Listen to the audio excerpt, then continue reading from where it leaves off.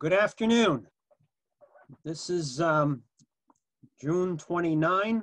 A few days down the road is another anniversary of what we call the Declaration of Independence. Convenient that this year it's on Saturday if people are going to have their family gatherings, picnics, whatever the case may be, despite COVID-19.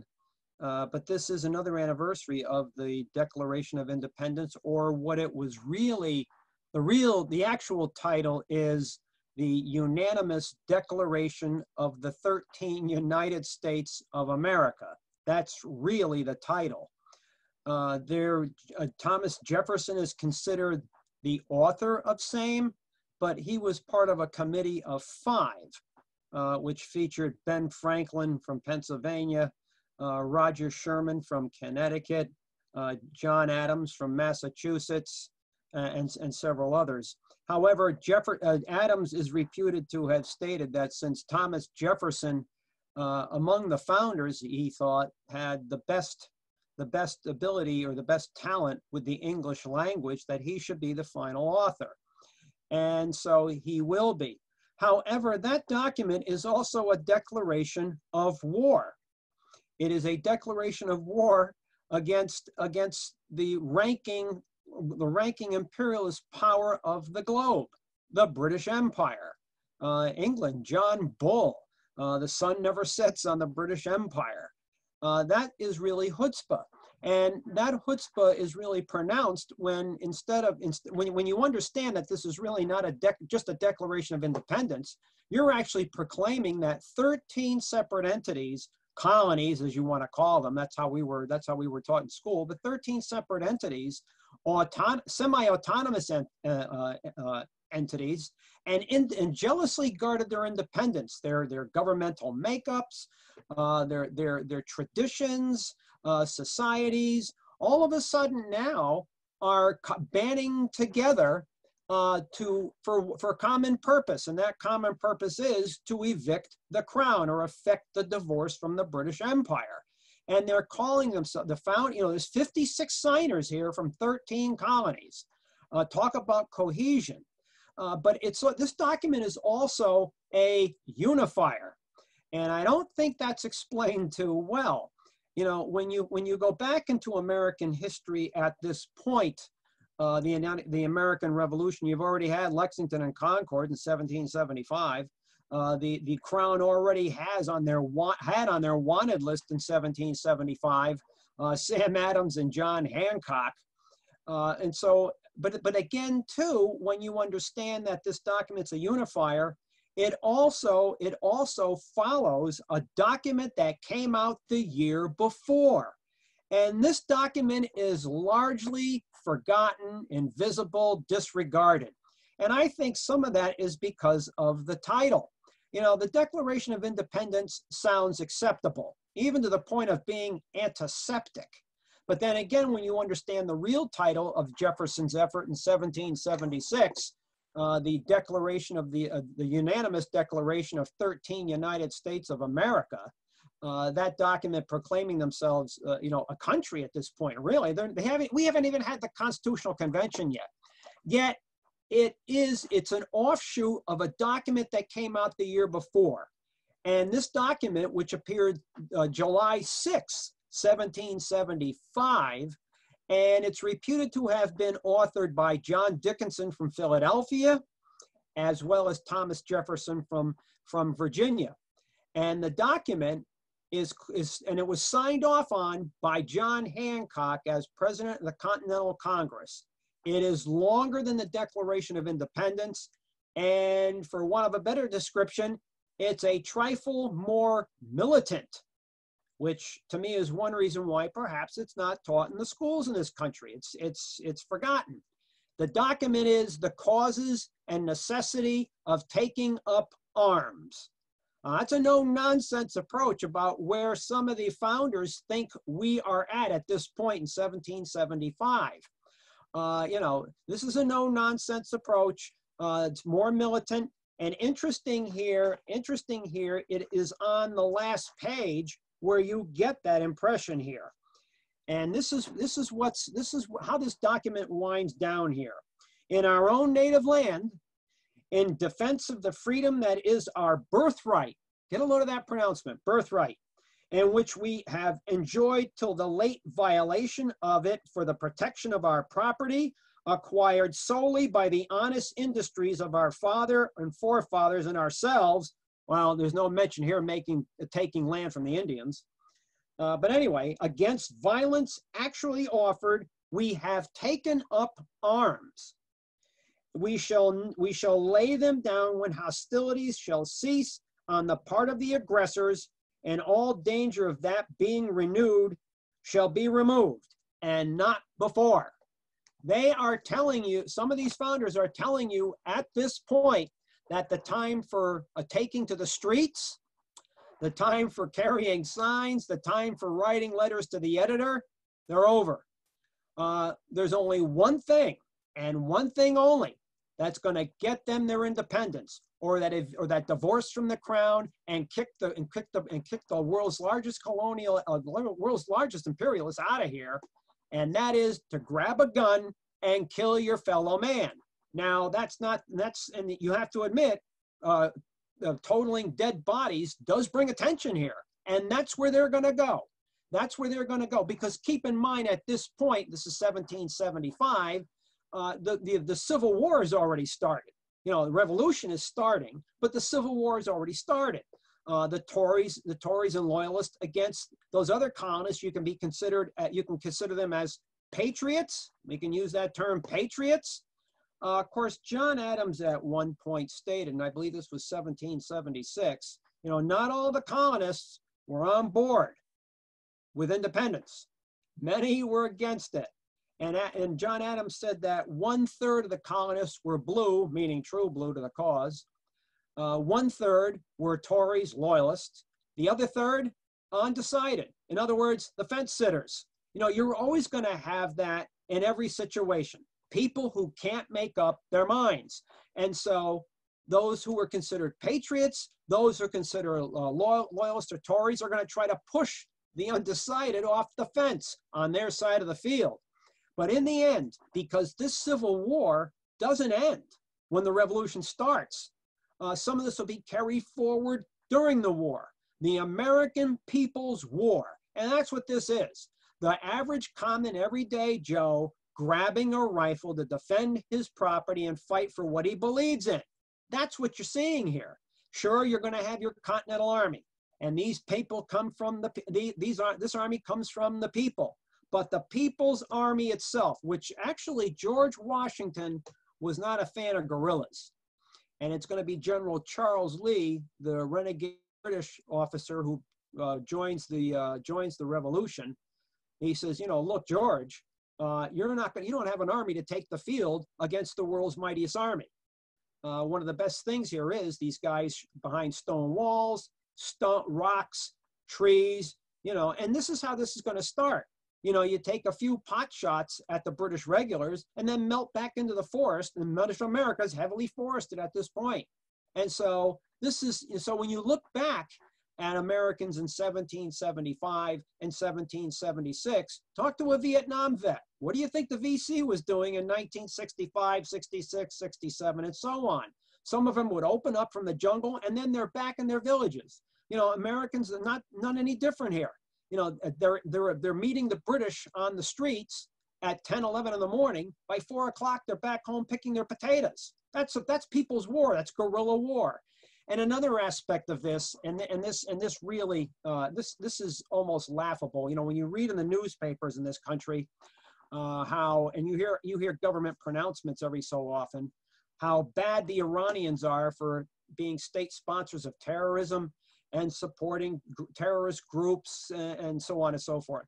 You know, there's that old saying, and it's really a fool saying, one man's guerrilla is another man's terrorist.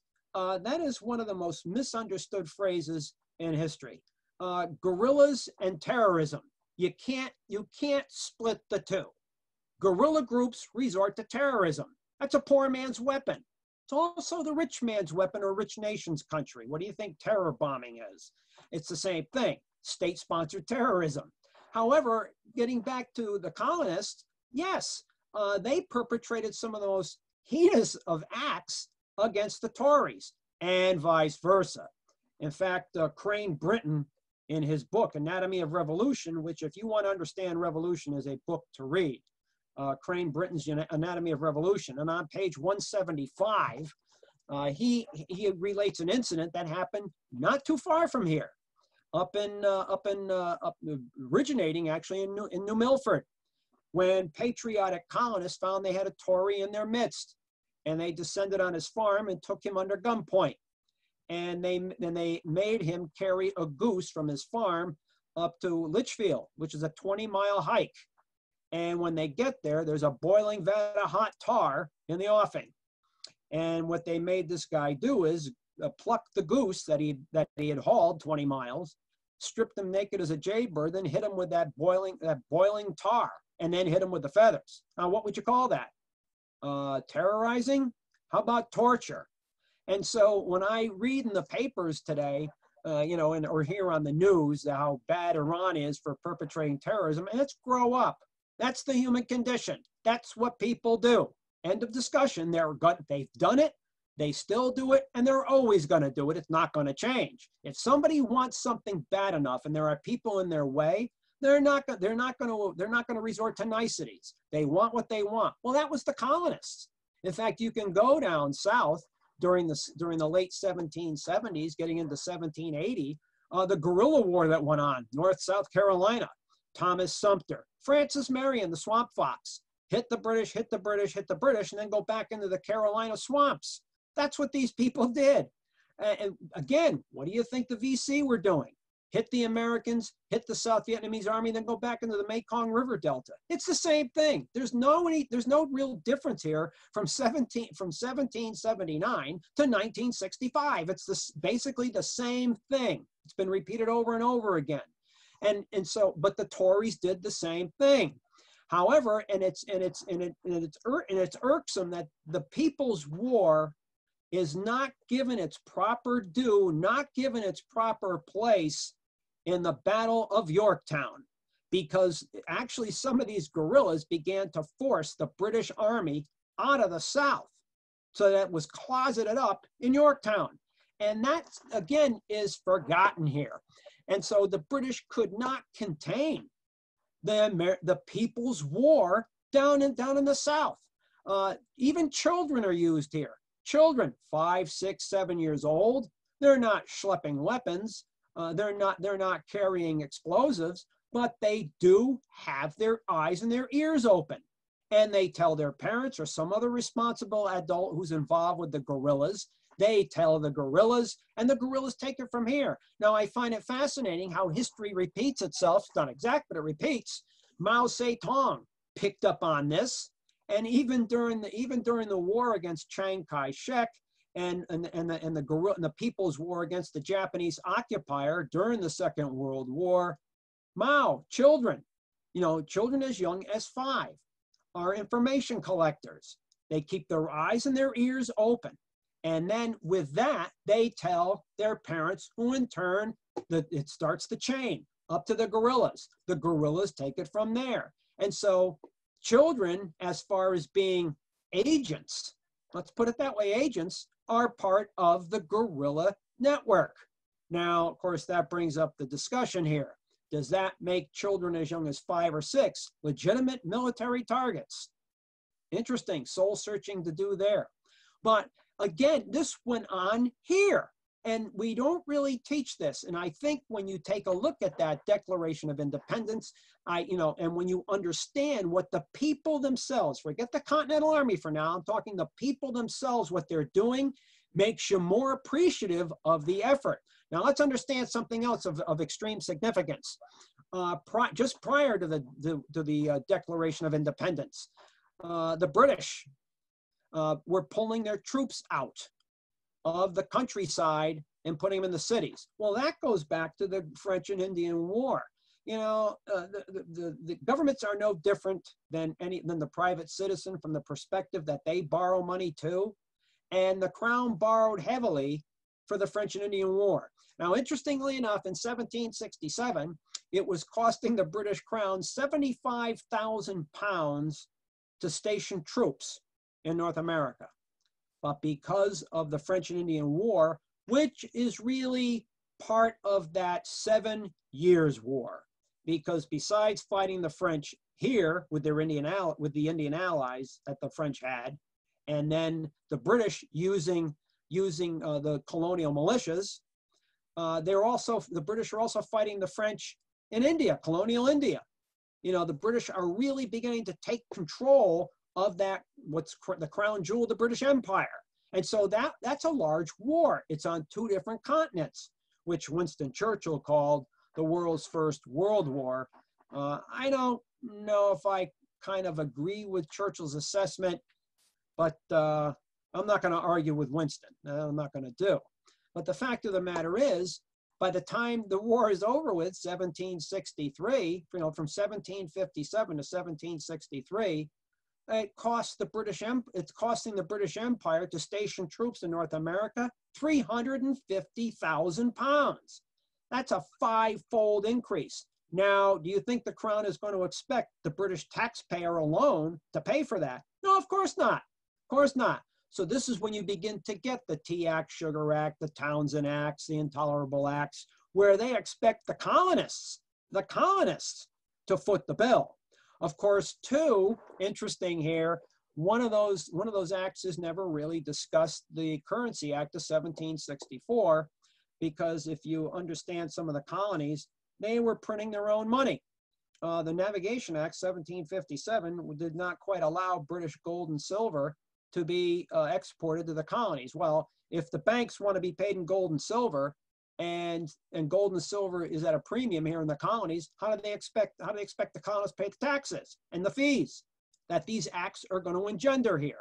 And so many of the colonies were printing up their own money. Now, this isn't like this money is based on anything of substance. Yeah, air. But the fact of the matter is, some of the colonists were pretty good at adjusting their money supplies. In other words, if there was economic interaction, well, you print more money. If there was a slowdown in business, you cut back on the money supply to try to cut back on that possibility of inflation. However, if the colonists are going to pay the taxes, do you honestly think the banks, which the British government borrowed from, are going to accept colonial script, colonial paper money? They're not. They're not. And so the Crown, the Currency Act, the colonists can't print their own money. They can't print their own money. Some people were really hurt by this. Benedict Arnold was one who opened up a trading company. And he noticed by getting into the end of 1764, 1765, he's not doing too good. And he's not the only one. He's frowning now on the Crown. And so when you take a look at the causes of the revolution, there's 2 basic causes here. Because by 1774, with the Intolerable Acts, the Crown didn't want the colonists going after more land to the west, taking land from the Indians. Because of the expense of footing troops in the outback to protect the colonists from getting land, well, you stop the colonists from getting land, and then you begin to pull the troops out of the countryside, sticking them in the cities, places like Boston, New York, Philadelphia, perhaps Baltimore, Charleston. But they're pulling the troops out of the outback because they don't want people moving west to grab land. Well, there's 2 basic reasons you're going to have a revolution. Number 1, money, because if people are having a problem making money because of the Currency Act, that's an issue. And land. You are preventing people from bettering themselves for land because land is a determinant of power. Interesting here, too, the French Revolution. By 1789, again, the French were involved in the American Revolution, helping the Americans tie down the British, while they were fighting the British in India. But again, this cost the French government a lot of money. In fact, by 1789, even some of the nobility were living on credit. Can you imagine the nobility living on credit? How much longer do you think the economy is going to fall apart? That's terrible. That's terrible. And so, again, this leads to what George Washington's going to say later on in his farewell address. You don't want a large standing army. Why? Because it sucks dry an economy. Now look at the United States right now. One of the major reasons we have a problem economically is because 53 cents of every dollar of discretionary spending in this country goes to war. America has gone from being the original republic now to a war capitalist state. That's what it is. And it's draining the country dry, which is why this is a problem getting out of COVID-19. That's one of the major reasons they're having a problem getting out of COVID-19.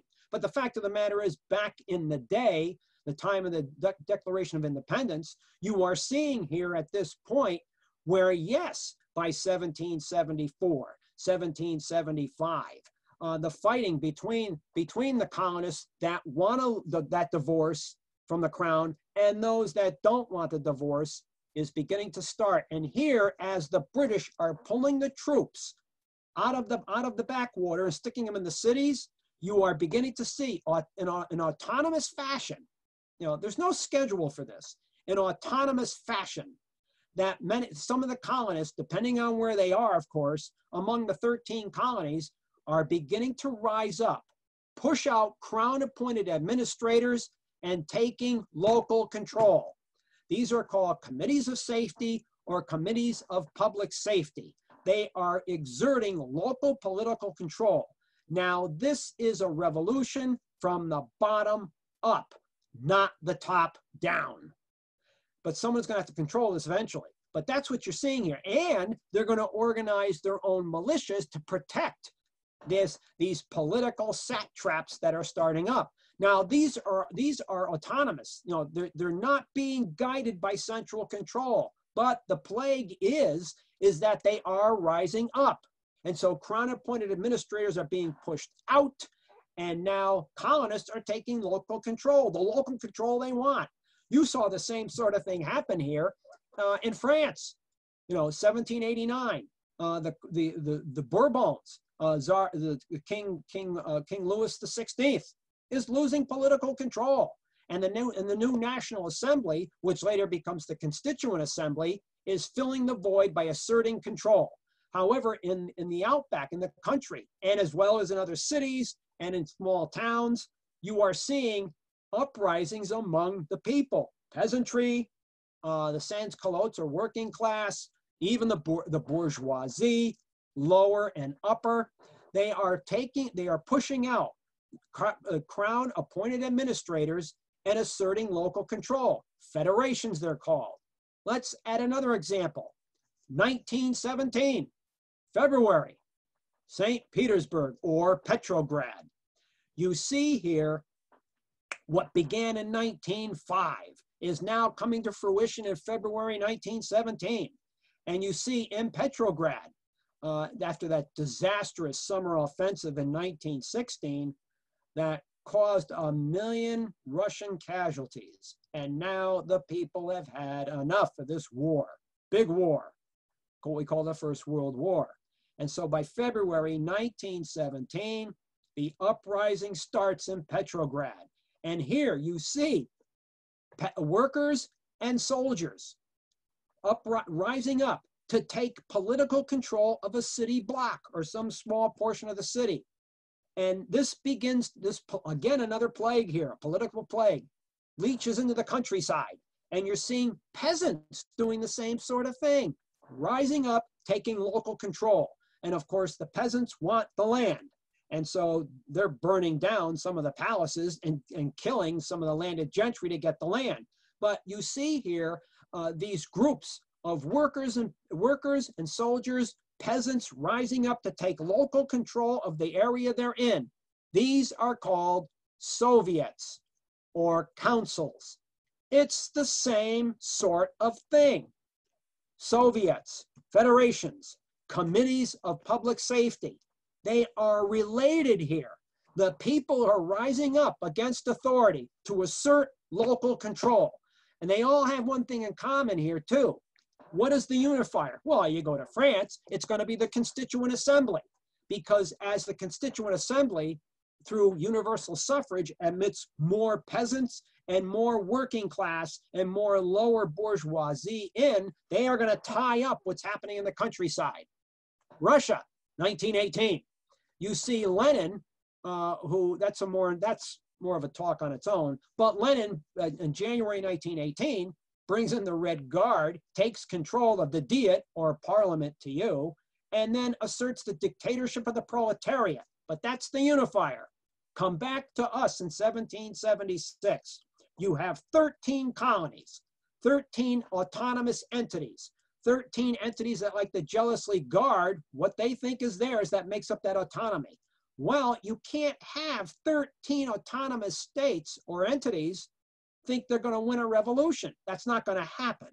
And so when you take a look at your Declaration of Independence or the unanimous declaration of the 13 United States of America, out of 13 entities, you got 56 signers pledging a common purpose. Let's evict the crown.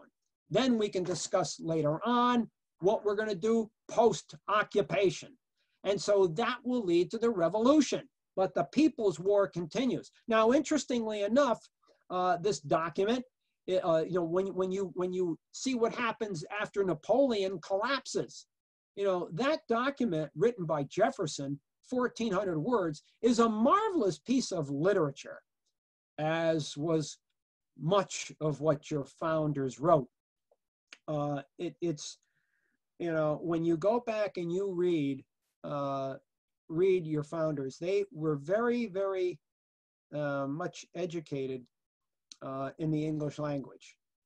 Jefferson once remarked in a letter that he thought that it's a waste of time to try to get scripture or the Bible into hands of children when the inquiries in those literatures are beyond their comprehension, as opposed to when they go to school, educating them in Grecian, Latin, English, and the evolving American literature and history. That's where he says the education starts, not with religion. And boy, he's got a fan on 37 Russell Street, I'll tell you that. And so it's interesting what you're seeing here, because that document, that effort we call the Declaration of Independence, or again, the unanimous declaration of the 13 United States of America, acts as a spur for revolutionaries in Europe. And I'm not just talking about the French Revolution proper, where the Declaration of the Rights of Man and Citizen came out. No, I'm talking about what happens post-Napoleon, when the Congress of Vienna, 1815, the monarchs, having defeated Napoleon, are going to try to rein in the ideas of the American Revolution, the French Revolution, which are really the ideas of the Enlightenment put into action. They want to curtail these. They want to maintain their power. They are going to establish a new balance of power in Europe. But it's kind of late in the game here. Even despite the fact that Alexander I of Russia, the Habsburgs, the Hohenzollerns in Prussia, the British, and they're going to admit the French. First they establish what's known as the Quadruple Alliance. The four main monarchical victors will arrange the balance of power in Europe. Then it's going to be called the Quintuple Alliance, because they'll admit Louis XVIII, the Bourbon, on the throne post-Napoleon. And so they are going to oversee a new balance of power in Europe. However, and as a side note here, after the Congress of Vienna, a holy alliance was established between Tsarist Russia, the Habsburgs in Austria, and Prussia. And it was based to a certain extent on religious precepts, Christian precepts. But it's interesting when you take a look at the participants. The Russians are Eastern Orthodox. The Austrians, for the most part, Catholic. The Prussians, Lutheran. There's a group for you that's going to last, and it's not going to last, but there's a group that's going to last. In fact, the British will scoff at this. But then again, it is the Austrians, the Russians, and the Prussians who have to keep in line Eastern and Central Europe. While at the same time, the Austrians and the French, after they're admitted into the Quintuple Alliance, will police the Italian boot, make sure those principalities survive, and the British overlook everything else. However, while this new balance of power is established, it doesn't stop the ideas unleashed by the American and French revolutions. And you see this, 1820, 21. 1829, 1834, the revolutions, the 1848 springtime of nations. Some of this spurred on by the Declaration of Independence. You know, heck, if the Americans can throw out a crown, why can't we? And so this brilliant piece of penmanship, some 1,400 words, acts as a spur to revolution. And interesting, to me, this is the hallmark of American exceptionalism, not this idiotic, moronic, crass consumerism slash anti-intellectual pursuits Americans seem to find themselves pursuing today. No, this is real American exceptionalism. The ideas of the American Revolution being exported, and we don't have to send a soldier or a dime. Understand that concept. We don't have to send a soldier or a dime.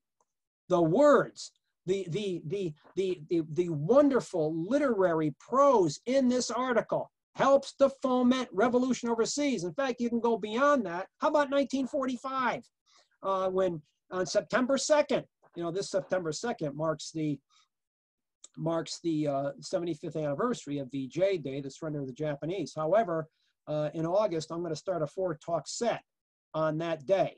I'm not going to go through this minute by minute, but what does this really mean? September 2nd, 1945. And I'm going to get into that for 4 sessions. That's going to be in August. And that'll be followed in October to commemorate the 70th anniversary of the Korean War, you know, the forgotten war here. And so, however, 1945, September 2nd, you see Ho Chi Minh reading to 500,000 people in Hanoi the Vietnamese Declaration of Independence. Now, I don't know how many in this crowd have read that document, but it's based, if you read it, I urge you to read it. It sounds awful familiar, because guess what? Ho based it in part off our Declaration of Independence and the Declaration of the Rights of Man and Citizen. He supposedly was a fan of George Washington. Here's a chance to, you know, have relations with Hanoi, and we blew it. We blew it. And so, interesting, the long arm, 1945, the long arm of this document, that to me is just astounding. Again, we don't have to send a soldier or a dime, but it's the ideas. It's what's inherent in this document. Consent of the governed, which is big here, which is big. However, the founders, you know, this document for us, and I think, and it irks me that this isn't really discussed. In fact, my new commentary is up on my site. It's called June Days. It's about what happened early in June with what's been going on here, because Trump tried to perpetuate a coup here early in June in Washington, D.C. That's what he tried to do. But I also have, following that, I'm going to have a new page added to my website, markwriter.org. And these are going to be e-articles. And e-article number 1 is Article of Faith. And that's going to be going into the website very soon. And just so you know, there's going to be another site added next month as well. They are called Markisms. They are sayings, a lot of them political, as you might expect. So that's upcoming here. But the Article of Faith is really what that unanimous declaration of the 13 United States of America truly is. If you read this document, I mean, read it. Your founders gave you something. You know, it's an article of faith, and to my mind, that is your birth certificate. If you're born here or naturalized, and you want to be an American citizen, you are obligated to the precepts in that document. You are obligated. That is your national birth certificate. It supersedes any birth certificate you're going to get at a hospital, city hall, or any church. This is your birth certificate. It is a national birth certificate. Why? Because of the precepts involved in this. And I will give you a case in point. I will give for what Jefferson writes here. Interesting what he writes in this document. the unanimous Declaration of the 13 United States of America. We hold these truths to be self-evident. Yeah, I know you've heard that one before. That all men are created equal, that they are endowed by their Creator with certain unalienable rights, that among these are life, liberty, and pursuit of happiness. That to secure these rights, governments are instituted among men, deriving their just powers from consent of the governed. And if you read some of the writings of your founders, consent of the governed, the C in consent is capitalized, as is the G in governed. Consent, the okay of the people who are the governed. And some of your founders will write that consent of the governed includes that if the government makes a law and the people don't like the law, if they think it infringes on their liberties, do they have to obey that law? No. Interesting where your founders are going here. That whenever any form of government becomes destructive of these ends, it is the right of the people to alter or to abolish it. Those are pretty tall words here. But they're putting their money where their mouth is. This is 1776. Let's appreciate that. And to institute new government, laying its foundations on such principles as organizing its powers in such form as to them shall seem most likely to affect their safety and happiness. Prudence, indeed, will dictate that governments long established should not be changed for light and transient reasons, light and transient causes. And accordingly, all experience hath shown that mankind are more disposed to suffer, that while evils are sufferable, than to right themselves by abolishing the forms to which they are accustomed. But when the long train of abuses and usurpations, pursuing invariably the same object, evinces a design to reduce them under absolute despotism, it is their right, the people that is, it is their right, it is their duty to overthrow such government and to provide new guards for their future security. The founders gave you that right. That is in your national birth certificate. So if the government that's in power is too abusive, too authoritarian, too despotic, we have the right to throw it out without access to the judiciary system or Congress. That's what they're telling you. In fact, if you want to reinforce this, go back to March 4, 1861. And arguably the greatest Republican who ever lived stated in his first inaugural address, this country and its institutions belong to those who inhabit it. Whenever they shall grow weary of the existing government, they can exercise their constitutional right of amending it or their revolutionary right to dismember or overthrow it. That's Abraham Lincoln. Abraham Lincoln. And so the founders gave you that revolutionary right. And I always remember what my father once told me, being a World War II veteran, fought for this country in World War II, a Navy veteran who did see some action. He said, if you don't control the streets, you don't control the voting booth. Maybe that's what's going on in streets across this nation right now. Go beyond George Floyd, because that's going to come. So it's interesting here. Our we've as a people seem to have lost that, because it seems that every July 4, you go to any gathering, any picnic, family get-togethers, and July 4, is there any real talk about this document or the precepts contained therein? No, it's usually subsumed in beer, beans, and baseball. And so when we take this document to heart as your birth certificate, because keep in mind, it's establishing that cell, that atom, that germ for what's going to happen. And understand this, 11 years down the road, the Constitutional Convention, where we become a republic.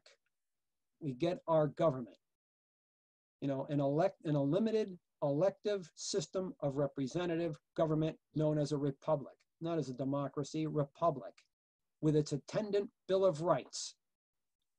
The former is your blueprint for government, and your Bill of Rights are your protections against the infringement or infringements of government. And keep in mind, this is a time in American history when men did not seek office, the office sought the man. Big difference here, big difference here. And so when you go back over your history and then look at this document, and I urge you to read the document that came out the year before, The Causes and Necessity of Taking Up Arms. You can find that document easily enough. It's at the Library of Congress. It'll show up right online when you type in causes and necessity of taking up arms in your little search box, hit the button search, it'll pop right up. Easy to find. Read that article, because you're gonna see here when you read that article, all the grievances that Jefferson listed in the Declaration of Independence have already been listed here. And so Jefferson will borrow from what he did the year before. Fascinating, fascinating. It truly is. Your history is just replete with wonderful, beautiful, exquisite uses of actions, literature, and your founders, who are the most dynamic generation this country ever had. We have not had a generation like that one since. True, some of them had their drawbacks. Some were slaveholders. I'll give you that. But you have to admit, they were, for want of a better description, enlightened authoritarians. They knew that the common man couldn't run a country on his own. God forbid. Take a look at America now. Look how the voting patterns are. Good Lord. But the fact of the matter is, they left enough for the common man to take part in a system where they can act as one of the checks and balances. We haven't had a generation like that since. And the ruling clique today would never want that generation to come back. And so when you read those documents, understand your founders bequeathed, they didn't give it to you, they bequeathed to you your revolutionary right to overthrow, dismember, tear apart the government if it becomes too authoritarian or too despotic. Interesting what your founders gave you. Does anybody have any questions or any comments or any observations they want to make? Well, keep in mind, Paul, that in between this document, the Declaration of Independence, and what's going to be the Constitution, there was the Articles of Confederation, which is kind of a tune-up to the Constitution. You know, as the war proceeds, it behooves them to try to more closely knit the colonies here. You know, you don't want them to bolt. What's to stop the Crown to try to incentivize certain colonies as opposed to the other and split the difference? You know, they tried that militarily. They tried it in 1776 by sailing a fleet down Lake. They were supposed to go down to Lake Champlain, Lake George, Hudson River access, and actually they did it late in the year. But Benedict Arnold is in command of the first U.S. task force, Navy task force, and he helps to delay the British, so the British can't split. If they could have split New York from the New England colonies, they then can split the colonies themselves. They fail. They failed again in 1777 at Saratoga. However, and so the colonies remain knit. Well, if you're looking at it from the perspective of your founders, okay, we've managed militarily to hold off a split by the British Army. Now let's see if we can bind them politically. And so the Articles of Confederation come out, but there's still a problem here, Paul. You know, the army, where are you going to get the money from to an army? What, you're going to expect the generosity of colonies? You know, there's really nothing here in the Articles of Confederation that allows the government to tax. But what government? The Continental government? That's a political debating society, really. compared to what's coming down the road. So as you see the war proceed, you are beginning to see a slow solidification of the 13 colonies before they become one entity. But it really starts here with 1776, again, that the unanimous declaration of the 13 United States, followed by the Articles of Confederation, and then later on, the Constitutional Convention of Philadelphia. It's a slog. Yes, first you got to fight the war. And then, interestingly enough, you're going to have Shays' Rebellion in 1783. You're also going to have the revolts in the revolts in the army, the mutinies in the army. You got to stop that. And so even after Yorktown, there were still impediments here to these 13 colonies coming together, but they will get it done. That's the amazing thing here. They will get it done. And of course, one of the major reasons that will happen, and he kind of deserves the name that he's given, the father of the country, George Washington. George Washington had enjoyed much allegiance from the army, especially the officers. What was to stop him from taking control of the colonies and creating a banana republic, a dictatorship here? He didn't do that. He didn't do that.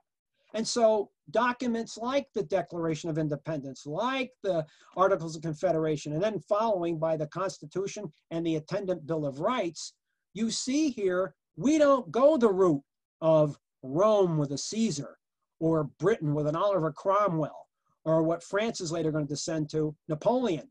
We didn't have that happen here. That's rare.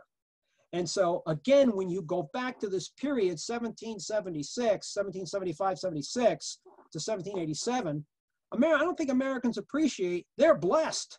They are truly blessed. And so when I hear all this stuff about, yeah, they were slaveholders, okay, but you think everybody's totally a nice guy? Everyone's born with a little larceny in them.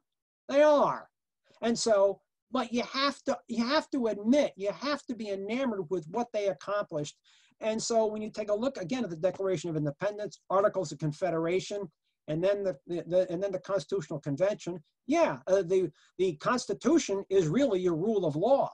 But where's the foundation? Declaration of Independence, Articles of Confederation, everything has to have a foundation to it, and especially a political foundation. And so they will be able to get the southern states, the southern colonies and the northern colonies to come together to form what we call the United States of America. Now, did they have to make some sordid political deals? They do. But they were able to form an entity that's lasted. That's the thing, it's lasted. We didn't go the route of the French Revolution. So interesting. So your question is an excellent one. All right, Mark, I tried to answer this one while you were off to the side, but Dan asked the name of the 1775 document. Was it the Declaration of the Causes and Necessity of Taking Up Arms? That's one title that's been used. Okay. But the book I have, The Founding Character, has it the causes and necessity of taking up arms, but it's the same document. It's the same document. Okay. All right. Our next question is, during impeachment hearings recently, why wasn't the Declaration of Independence cited more often? That's a good question. Maybe because you don't have a functioning system of representative government? That's the short answer to it. I mean, look even at your Constitution here. Do presidents go before Congress and ask for a declaration of war? Does Congress really have power of the purse? Considering it took the Pentagon 28 years to do an audit that was made law in 1990. They didn't do it till 2018. Who really controls the country? You think your elected officials? Or, in fact, let's add to that the impeachment proceedings. Trump could have been impeached day one. Violation of the Emoluments Clause. How come the Democrats didn't bring that up? Because you'd have to kick out half the Democrats and Republicans in Washington. Now let's understand something too. Do you honestly think at this, and I'll add to this, do you honestly think Washington's really the capital of the country? Yeah, nominally. The real capital is Manhattan, Wall Street. The Holy See is Wall Street. That's where you are. So interesting where your country has gone to become a corporate state. So it's possible, but understand something too here. Many of your founders, and they have been doing this for quite some time, had been consulting what happened in Greece, the short-lived Greece democracy, the republic in Rome, and how that wound up being really run by oligarchs like you are here now. They were reading Thomas Hobbes' book Leviathan. They were reading, you know, Burke, and they were reading Voltaire and Rousseau, and they were taking all these ideas and they're putting them together, and they understood the English Revolution. And Jefferson is one of those who will later say that, you know, looking at how Charles I in England was under the gun from Parliament wanted to exert power. And so you have to do that by overturning or reducing the stature of the king. And Jefferson will later say, after reviewing this himself, that, you know, you have to have a parliament to oversee or blunt a leader. However, at the same time, a rule by a committee, which is what a parliament can be just as dangerous or even more dangerous than just a single ruler. And so they're getting ready here to try to fashion or try to hammer out what kind of government we have. But when you see consent of the governed in the Declaration of Independence, they're saying right then and there that the people are gonna have to have a say on whatever structure is gonna be eventually enacted here. And another man who understood this to a certain extent, not to the extent maybe your founders did, is Otto von Bismarck. So when you take a look at von Bismarck, who builds the German corporate state later on in the after 1860, the funk of Germany, you know, he's gonna, the Hohenzollerns, the king will sit up here, the corporate state, the industrialists and bankers here, but then again, who's on the bottom? The people. And even he says, you're gonna have to give the people health insurance, retirement insurance, unemployment. If you want the people to take part in this system, that's really going to be a corporate state, then you better give the people something. And that's what he did. And that became the German corporate state. Come back home, your founders understood the same thing, because when you go on down the road and they're beginning to put this thing together known as the American government, you're going to have two houses in the legislature, not one. In the beginning, they wanted one. Well, then it got, you know, they began to understand here, if you have a leader, we're going to call him the president eventually, then you have a judiciary, which the people do not elect, they're appointed. And then you have one house in the legislative branch. What happens if you have a strong-willed individual taking over that one house in the legislature? Now what do you have? Two leaders, a president, and let's say the leader of the Senate? No, we have to have another house. Okay, the House of Representatives. That house, that part of the legislative branch will be as a check on the Senate. You see how they're fashioning this? But they're bouncing off people like Montesquieu and Burke in particular, who thought, by the way, that, okay, for a functioning system of representative government, you need to have checks and balances. Although Burke, more than Montesquieu, thought, Montesquieu thought that the legislative branch should be more equal than the other branches, to give people more representation. But this is what your founders are discussing even before we get to Philadelphia. You know, they're exchanging commentaries. And of course, when you go to the Constitutional Convention, I have a 2-volume set on the commentaries of the Constitutional Convention in Philadelphia. It's priceless. What all of these attendees are writing and disagreeing on. It's a fascinating 2 volumes to read. It really is. They were, like I said, ahead of their time, but you can see even here, the Declaration of Independence, the first thing you have to do is you have to have 13 autonomous entities and you got to link them, or else we're not going to succeed at all. That's a guaranteed failure. So let's do that first. But yes, they're going to put language in that document, consent of the governed. Wow. The promise of something to come? Yeah, perhaps. Interesting group of individuals and what they're thinking at this point and what they're writing.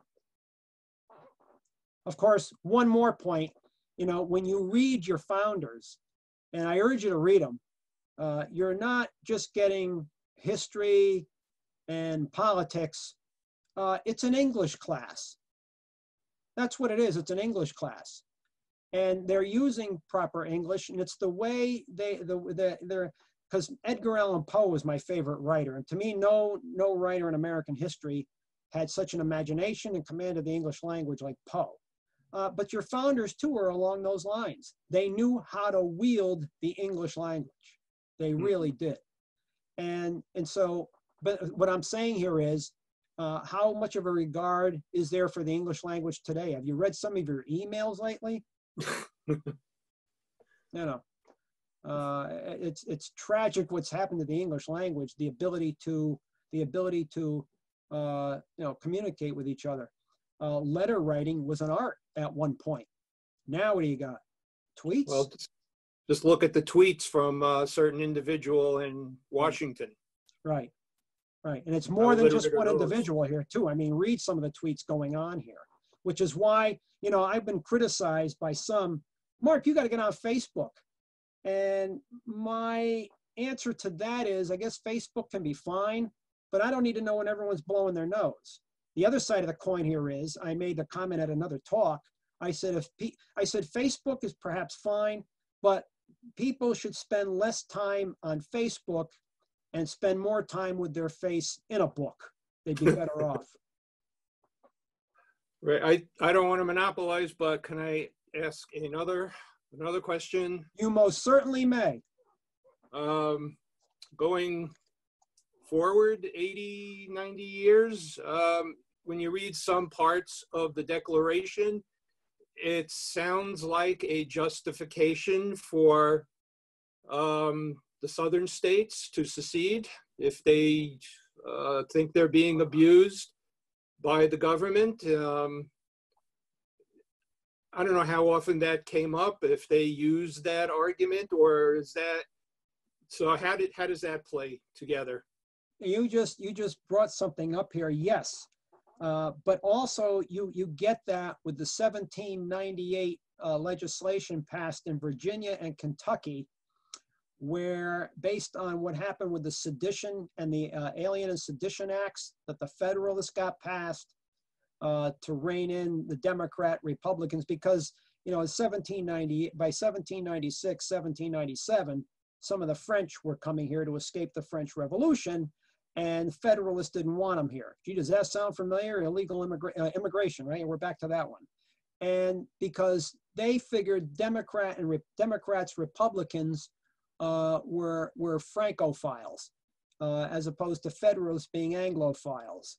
But even Jefferson thought that the French Revolution was gone to excesses that's beyond tolerable. In fact, Jefferson is later going to say Napoleon is an unprincipled tyrant deluging Europe in blood. That's what he's going to say later on. But the Alien and Sedition Acts, you couldn't criticize the government, you couldn't speak out against the government. And so here you see in 1798, legislation is passed in Kentucky and Virginia, pushed by Jefferson and Madison, that the Constitution is a compact. It's a compact of states. And so if the federal government is overstepping its bounds on this compact, what some of these Southerners are thinking here, well, what's the alternative? Secession? And so that will come up again in 1828, 1832 with the Nullification Acts, the tariffs of abomination, which Andy Jackson he'll put down South Carolina from seceding. He'll make sure they don't secede. But that's brought up again in 1859, 1860, 1861. But yes, some thought that this gave the South license to secede. Of course, you had you had the Hartford Convention in 1814, where maybe the New England states would secede from the nation, but it never happened during the War of 1812. There were many Federalist governors up here who didn't want to go to war with England because it was bad for business.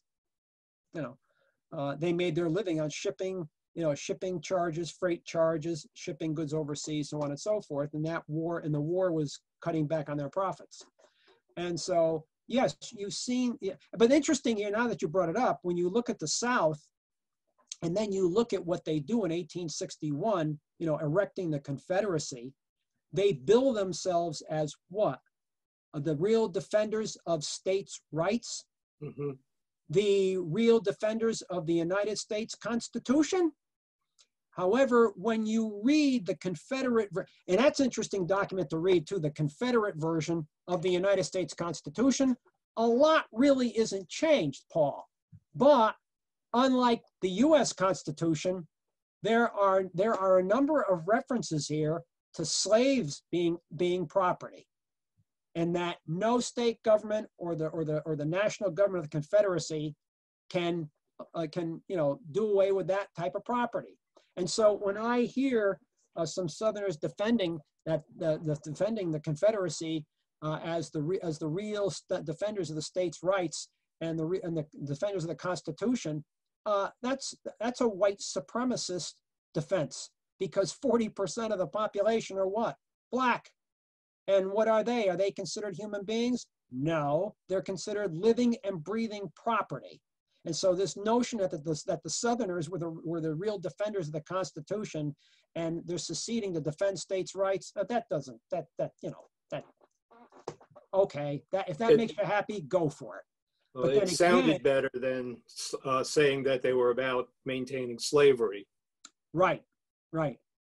Because even by that point, the Europeans had outlawed it, slavery, that is. Right.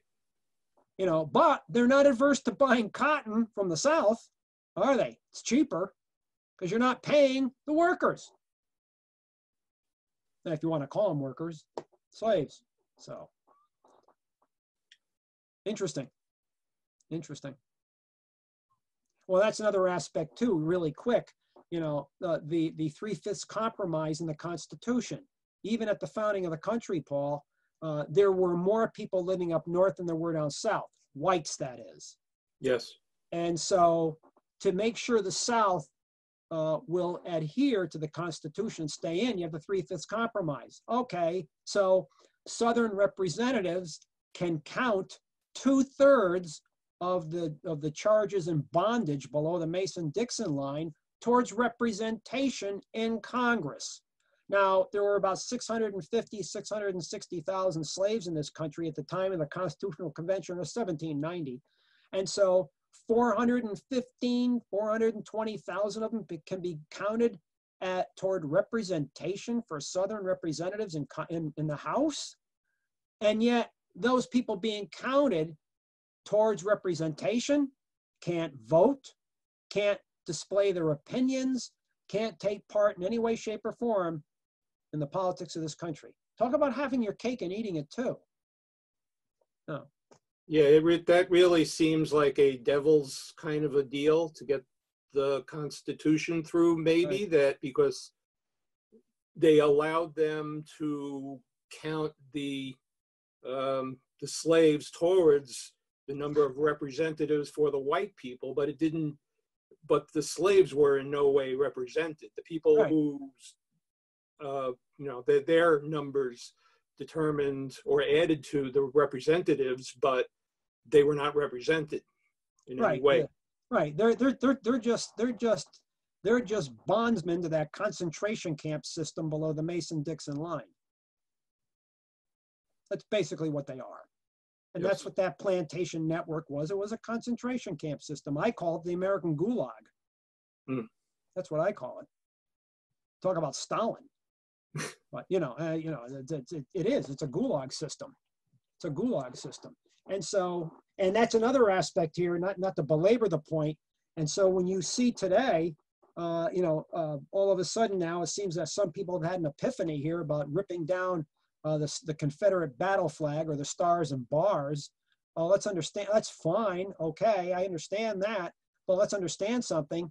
Slavery was perpetrated many, many, many, many, many more years under the stars and stripes than it was under the stars and bars. And it was okay. So, you know. I was just doing some research, which was surprising that even in the North, slavery, it was never really abolished in the States, except maybe for one. It was mostly gradually abolished.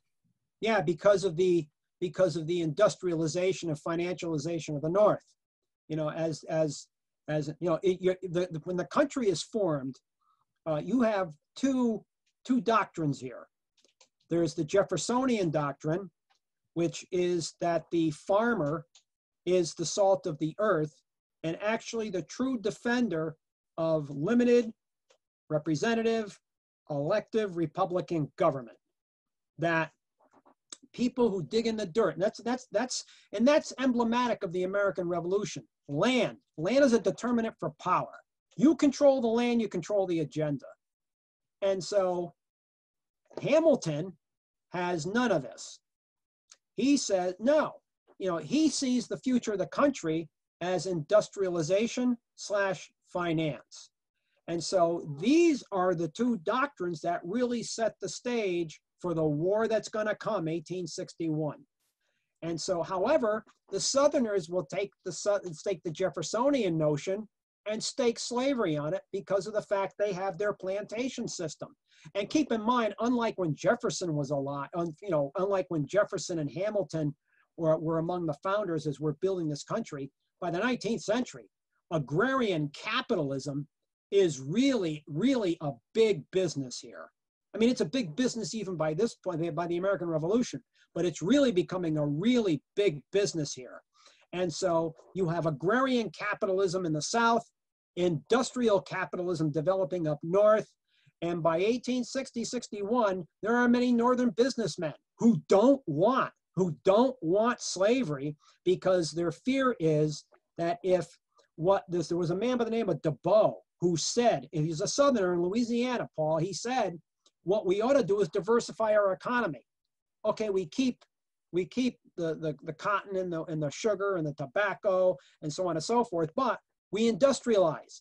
Well, that's the last thing Northern capitalists want to hear, because if you're going to move slaves into the factories, you're going to pay them?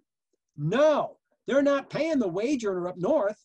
So you think they want industrialization to proceed in the South? No, they don't. So no, we got to get rid of slavery. So that's going to be part of the reason you have a war in the first place. It's economics. You know, it's economics. Isn't that one of the biggest reasons you have a war anyway all the time? You know, yeah. You want resources, you want to control the money, you want to control economics. But no, sometimes you like to paint it over. Well, we're going to get rid of slavery. Well, that's an afterthought. The real agenda here is who controls whose economy in the end. That's really what the agenda is. The slave is stuck in the middle. So we have another question. It says, was there ever any consideration to include Native Americans and their land at that time? Not at this stage of the game. One of the reasons, you know, again, going back to the beginning of the American Revolution, the British didn't want, because they didn't want to station troops in the outback, because they have to protect the colonists as the colonists are moving west. I mean, put yourself as a poor white in one of the few cities that exist, or one of the town, and you're not making it. So what do? Well, you take your wife and the kids and you move 50 miles, 100 miles, 50, 100 miles west, and you grab 5, 10, 20, 50, 100 acres and make a go of it. Land, you know, you are controlling your destiny here. Land. Well, you got to have troops or militia to guard against Indians. Well, the British don't want to do that. So now you're telling these colonists they can't get land, and land is a determinant for power. And so it's one of the major reasons you're going to have a revolution. So in essence here, you know, I got this when I was in school. They were fighting for freedom and liberty and democracy and so on and so forth. You know, no, okay, that's fine. Economic liberty is what they're really fighting for. because if you don't have economic liberty, everything else is not going to take place. And the determinant for power here was land, and also control of the money. Without either of those, you can't succeed. And so these founders understand, since some of them were big landholders, let's understand this, we have to share with the people. And John Adams comes to mind here, because Adams is going to say, without the wide ownership of land, you can't have a functioning system of representative government. Okay, that's fine for the whites, but whose land are they taking? The Indian. You know, the Indian's going to take it on the chin. And so, in fact, as to that question, how many treaties did we make with the Indian and then eventually break? You got a calculator here? No. So interesting where that went. But that was the thing. The prize was the land. The land was the prize, the continent. And we'll build a contiguous empire. Why? We took the land from the Indians, and also, if you want to use the term, the Mexicans. We took a lot of their land too. So, but isn't that how things are done? You know, man takes from his fellow man. What do you think the Israelis are doing to the Palestinians here? That's not to say if the shoe was on the other foot, the Israelis wouldn't be undergoing a problem here. But this is what man seems to do. We can't seem to get away from this, no matter how we paint it. So, anybody else have any questions or comments or points to make? Awesome. Well, thank you, everyone. I hope you enjoy the rest of your week and that you come back to join us for the rest of Mark's talks. And they're up on the website now. Have yourselves a great evening and stay well.